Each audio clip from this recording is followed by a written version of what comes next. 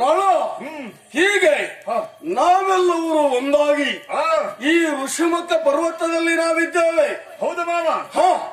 ಈ ಸಂದರ್ಭದಲ್ಲಿ ನನಗೊಂದು ಆಶ್ಚರ್ಯ ಕಾಣುತ್ತಾ ಇದೆ. ಏನದು? ಏನು ಅಂತ ಹೇಳಿದ್ರೆ, ನಮ್ಮ ಋಷಿಮುಖ ಪರ್ವತಕ್ಕೆ ಯಾರೋ ಇಬ್ಬರು ಮಾನವರು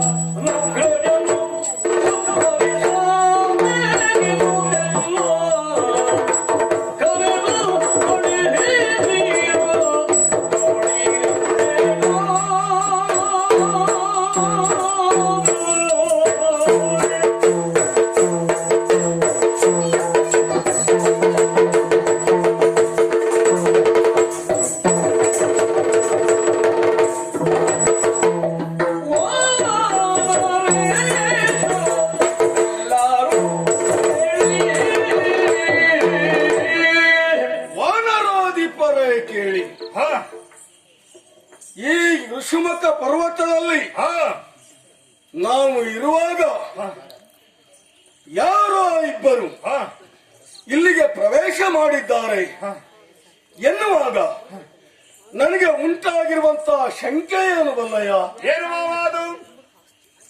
ನನ್ನ ಅಣ್ಣನಾಗಿರುವಂತಹ ವಾಲಿ ಯಾವಾಗಲೂ ನನ್ನ ಕುರಿತಾಗಿಯೇ ಮತ್ಸರವನ್ನು ಪಡುತ್ತಾ ಇದ್ದವನು. ಹಾಗೆಯೇ ನನ್ನ ಅಣ್ಣನಾಗಿರುವಂತಹ ವಾಲಿ ಅವರ ಕಡೆಯಿಂದಲೇ ನಮ್ಮನ್ನ ಸಂಹರಿಸುವುದಕ್ಕಾಗಿ ಇಲ್ಲಿ ಬಂದಿರಬಹುದೇ?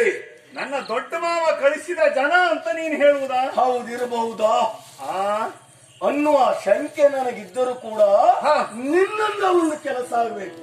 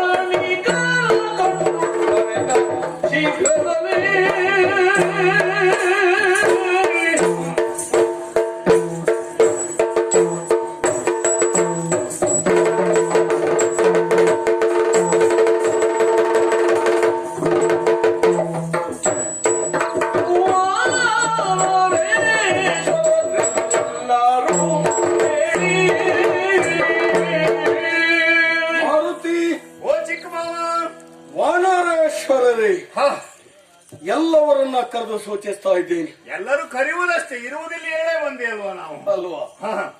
7 ಮಂದಿಯಲ್ಲಿ ಇರುವವರಿಗೆಲ್ಲ ನೀವು ಒಂದೊಂದು ದೊಡ್ಡ ದೊಡ್ಡ ಬಟ್ಟ ಅಷ್ಟೇ ಅಲ್ವಾ? ಇರುವುದು ನಾವು 7 ಜನ ಈ ಋಷಿಮುಖ ಪರ್ವದಲ್ಲಿ. ಹೌದು. ಮತ್ತೆಲ್ಲ ಇರುವುದು ನಮ್ಮ ದೊಡ್ಡ ಮಾವನೊಟ್ಟಿಗೆ. ಹ ಹಾಗಿದ್ದರೆ ಹಾ ಈಗ ನನ್ನನ್ನು ಸಂವರಿಸುವುದಕ್ಕಾಗಿ ಹಾ ಕೇವಲ ನಾನೊಬ್ಬ ಅಂತ ಆಗುವುದಿಲ್ಲ.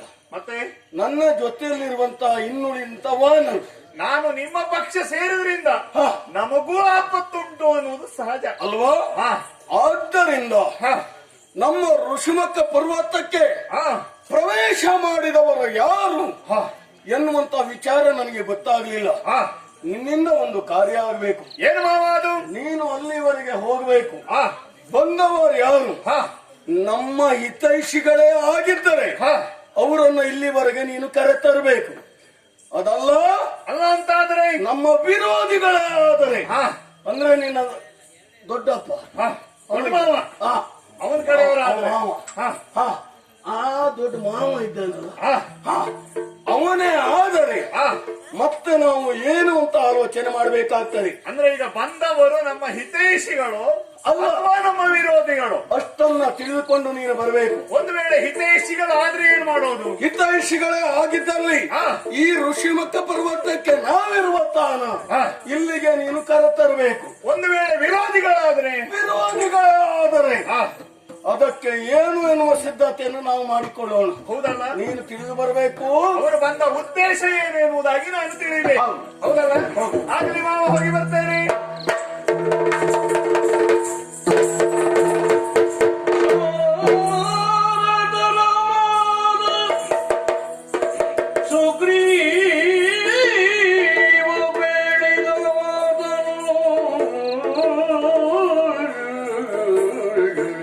ನನ್ನ ಮಾವನಾದಂತ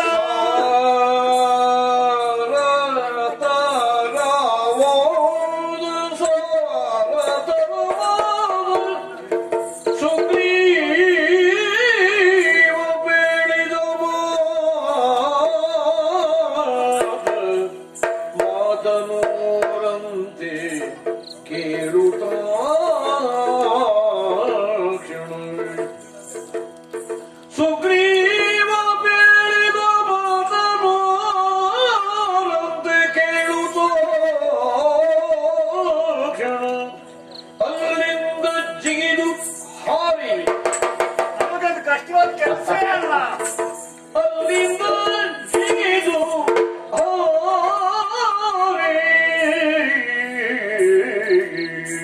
ಹಾಗಂತ ಹೀಗೆ ಹೋಗುವುದಾ? ನಿಜ ರೂಪವಂ ಬಿಟ್ಟು ನಾನು ನಿಜ ರೂಪವಂ ಬಿಟ್ಟು ಬಾಲ ಬ್ರಹ್ಮಚಾರಿ ವೇಷವ ಬಾಲ ಬ್ರಹ್ಮಚಾರಿ ವೇಷವ ತಾಳುತ್ತಾ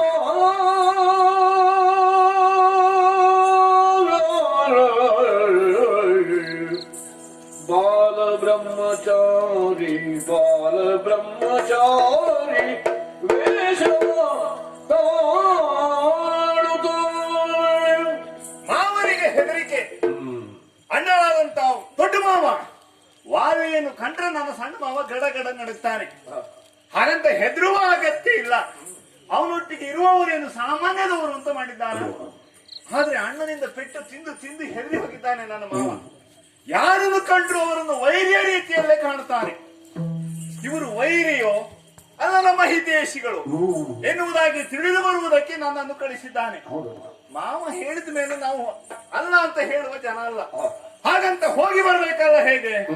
ಹಾರಿ ಆಹಾ, ಈಗ ಹೋಗಿ ಹೋದ್ರೆ ಏನಾಗ್ತದೆ? ಒಂದು ವೇಳೆ ಅವರು ನಮ್ಮ ವಿರೋಧಿಗಳೇ ಆಗಿದ್ರೆ, ಅಲ್ಲ ರಕ್ಕಸರೇ ಆಗಿದ್ರೆ, ನಮ್ಮನ್ನು ನೋಡಿದಾಗ ಪ್ರತಿಭಟಿಸಲಿಕ್ಕೆ ಮುಂದಾಗ್ತಾರೆ. ನಾವು ಅವ್ರ ಜೊತೆ ಗಲಾಟೆ ಮಾಡ್ಲಿಕ್ಕೆ ಹೋಗುವುದಲ್ಲ. ಬಂದವನು ಯಾರು ಎನ್ನುವುದಾಗಿ ತಿಳಿದುಕೊಳ್ಳುವ ಉದ್ದೇಶದಿಂದ ಹೋಗ್ಬೇಕು ಅಂತ ಆದ್ರೆ ಒಂದು ಒಳ್ಳೆ ಉಪಾಯ ಉಂಟು.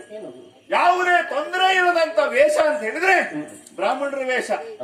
ರಕ್ಕಸರಾದ್ರೂ ಸಹ ಅವರವರಿಗೆ ಏನು ಮಾಡುವುದಿಲ್ಲ. ಹಿತೈಷಿಗಳಾದ್ರೆ ಕಾಲಿಗಡ್ಡ ಬೀಳ್ತಾರೆ. ಅದರಲ್ಲಿ ನಾವು ಹೇಗೆ ಹೋಗುವುದು? ಗೃಹಸ್ಥನಾಗಿ ಅದು ಹೋಗ್ಲಿಕ್ಕೆ ಆಗುವುದಿಲ್ಲ. ನಾನು ಯಾರು? ಬ್ರಹ್ಮಚಾರಿ ಅಲ್ವೇ? ಹೋಗುವುದು ಹಾಗೇನೆ. ಸಣ್ಣವನಾಗ್ತೇನೆ. ನನಗೆ ಏನು ರೂಪ ಬೇಕಾದ್ರೂ ತಾಳಬಹುದು, ಎಷ್ಟು ದೊಡ್ಡ ಬೇಕಾದ್ರೂ ಆಗ್ತೇನೆ, ಎಷ್ಟು ಸಣ್ಣ ಬೇಕಾದ್ರೂ ಆಗ್ತೇನೆ. ಈಗ ಹೋಗುವುದು ಹೇಗೆ? ಬಾಲ ಬ್ರಹ್ಮಚಾರಿಯಾಗಿ ಈ ಋಷಮುಖ ಪರ್ವತದಿಂದ ಜಿಗಿದು ಹೋಗಿ ಅವನು ನಿಲ್ಬೇಕಲ್ಲ.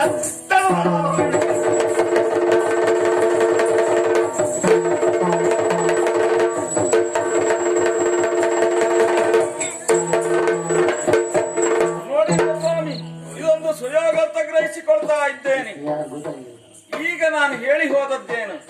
ಬಾಲ ಬ್ರಹ್ಮಚಾರಿಯಾಗಿ ವೇಷವನ್ನು ಧರಿಸಿ ಬರ್ತೇನಂತ ಹೇಳಿದ್ನಲ್ಲ. ಈಗ ಹೋದದ್ಯಾರು? ಹನುಮನೇ ನಾನು. ವೇಷವನ್ನು ಮರೆಸಿಕೊಂಡು ಬಂದಿದ್ದೇನಂತ ಆದ್ರೆ ಅವರನ್ನು ಈಗ ಗೊತ್ತಾಗುವುದಿಲ್ಲ. ಯಾಕೆಂದ್ರೆ ಇಂಥ ವೇಷ ಇದುವರೆಗೆ ನೀವು ನೋಡಲೂ ಇಲ್ಲ. ಈಗ ಬಾಲ ಬ್ರಹ್ಮಚಾರಿಯಾಗಿದ್ದೇನಂತ ಆದ್ರೆ ದೃಷ್ಟಿ ಹಾಯಿಸಿ ನೋಡುವಾಗ ಪಂಪಾ ನದಿಯ ತಟಾಕದಲ್ಲಿ ಈರುವರು ಬರ್ತಾ ಇದ್ದಾರೆ. ಅವರನ್ನು ಪರೀಕ್ಷೆ ಮಾಡುವುದಕ್ಕಾಗಿ ಮುಂದಕ್ಕೆ ಹೋಗ್ತೇನೆ.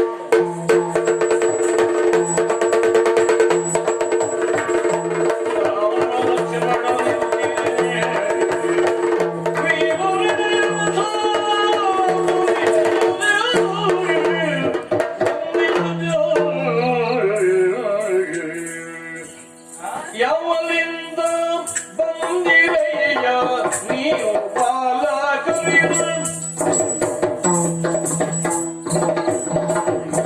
ಯಾವಲಿಂದ ಯಾವಲಿಂದ ಯಾವಲಿಂದ ಬಂದಿರಯ್ಯ ನೀವು ಬಾಲಕರಿರ, ಯಾವಲಿಂದ ಬಂದಿರಯ್ಯ ನೀವು ಬಾಲಕರಿರ, ನೀವು ಬಾಲಕರಿನೋ ಮುಂದೆ ಅವಲಿಗೆ ಪಯಣವಯ್ಯ, ಮುಂದೆ ಅವಲಿಗೆ ಪಯಣವಯ್ಯ ಜ್ಞಾನ ಬಾಲಕರಿನೋ.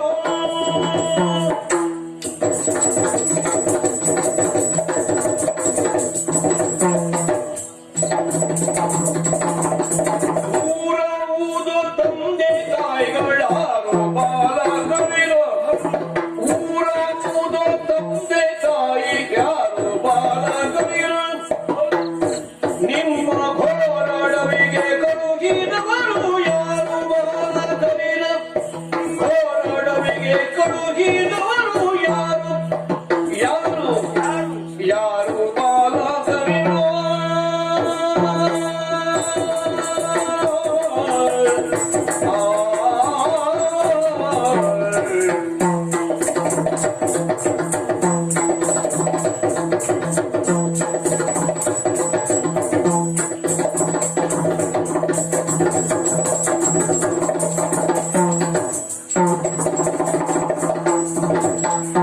ಯಾವಲಿಂದ ಯಾವಲಿಂದ ಬಂದಿರಯ್ಯ ನೀವು ಬಾಲಕರಿರ. ಓ ಬಾಲಕರೇ, ನಿಮ್ಮನ್ನು ನೋಡಿದಾಗ ಬಹಳ ವಿಚಿತ್ರವಾಗಿ ಕಾಣ್ತಾ ಇದೆ. ಯಾಕೆ? ಎಲ್ಲಿಂದ ಬಂದದ್ದಂತ ನನಗೆ ಪೂರ್ವಪರ ಇಲ್ಲ. ಆದ್ರೆ ಈ ಸಮಯದಲ್ಲಿ ಎಲ್ಲಿಂದಲೋ ಬಂದಿದ್ದೀರಿ ಅಂತ ಗ್ರಹಿಸಿಕೊಳ್ತಾ ಇದ್ದೇನೆ. ಅಷ್ಟು ಮಾತ್ರ ಅಲ್ಲ, ಈ ಘೋರ ಅಡವಿಯಲ್ಲಿ ನಿಮ್ಮ ಪ್ರವೇಶ ಆಗಿದೆ ಅಂತಾದ್ರೆ ನಿಮ್ಮ ಪೂರ್ವಪರವನ್ನು ಕೇಳಿ ತಿಳಿಬೇಕನ್ನೋದು ಆಸೆ. ಯಾಕೆಂದ್ರೆ ಈ ಸಂದರ್ಭದಲ್ಲಿ ನೀವಿರುವರು ಒಂದಾಗಿ ಬಂದಿದ್ದೀರಂತಾದ್ರೆ ನಿಮ್ಮ ಹಡೆದ ಪಡೆದ ತಂದೆ ತಾಯಿ ಯಾರು ಎಲ್ಲ ವಿಚಾರವನ್ನು ಕೇಳಬೇಕೆನ್ನುವ ಹಂಬಲದಿಂದ ಬಂದಿದ್ದೀರಂತಾದ್ರೆ ನಿಮ್ಮನ್ನು ನೋಡುವಾಗ ಹೇಗನ್ನಿಸ್ತದೆ ಗೊತ್ತಿಲ್ಲ. ಹೆಸರದೇನು ನಾಚದೆನ್ನು ಸುರಿ ಬಾಲಕರಿರೋ,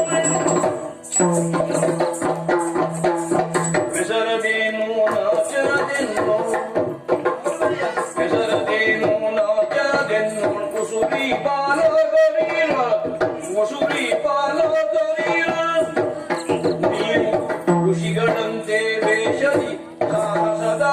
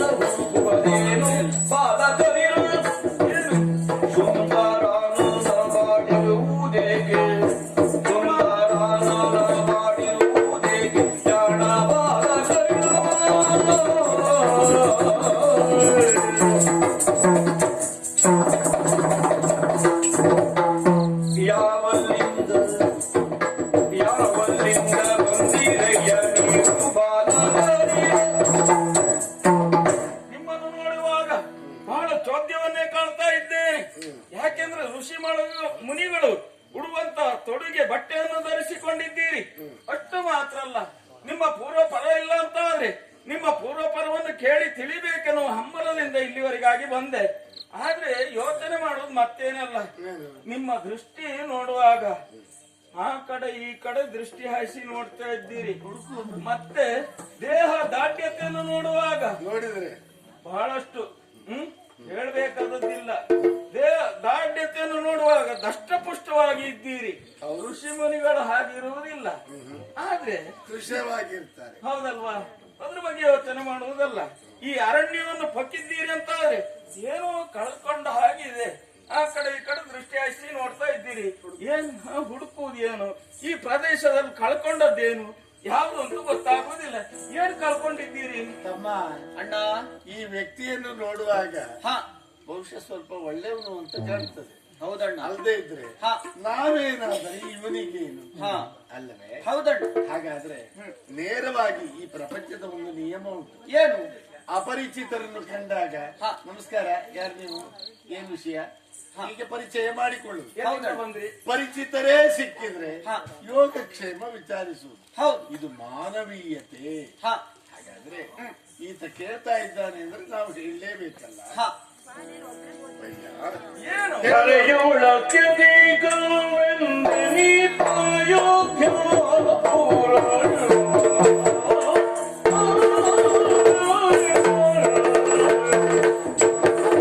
ಹರೆಯೋಳಕ್ಕೆ ದೀಗವೆಂದೆ ನೀ ಅಯೋಧ್ಯ